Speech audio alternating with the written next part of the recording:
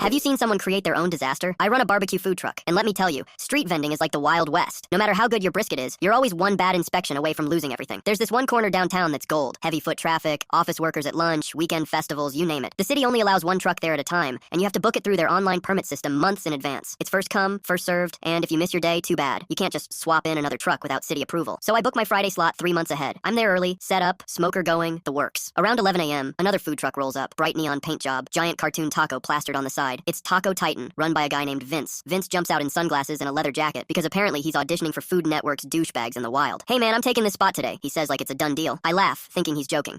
No, I've got the permit. You can check with the city, he smirks. Oh, I don't need to check. See, your truck's a dinosaur. I'm bringing in something fresh, Instagram worthy. People want tacos. Cool, I say. You can give them tacos somewhere you're actually booked. Then he drops it. I've been parking here for years without a permit. They never check. And you know what? If you call the city, I'll just tell them you invited me. Now, I'm a reasonable guy, but this is my living. My smoker takes 4 hours to get to temp. Moving is not an option. So I tell him straight, if you park here without a permit, that's on you. He parks anyway, right in front of my truck, like literally blocking half my signage. At first, I'm pissed, but then I remember something. Fridays are when the city inspector does his random rounds downtown. They check permits, sanitation, and fire safety. And the inspector, he's a no BS kind of guy. So I do nothing. I serve my customers. Watch Vince set up his taco stand with zero awareness of the trap he's walked into. Around 12:30, here comes the city inspector. Clipboard, reflective vest, radio clipped to his belt. He sees my permit displayed in the window, gives me a nod, then turns to Vince. Permit, please, he says. Vince laughs like it's a joke. Nah, we're good. My buddy over there invited me. The inspector raises an eyebrow. You mean the guy whose permit you're violating? Vince's confidence starts to crack. Well, I've been here before and no one cared. The inspector writes something down. You just admitted to multiple unauthorized uses of a designated vending spot. That's a fine per occurrence. And since you're blocking another licensed vendor, that's an additional violation. Now Vince is sweating. Can I just,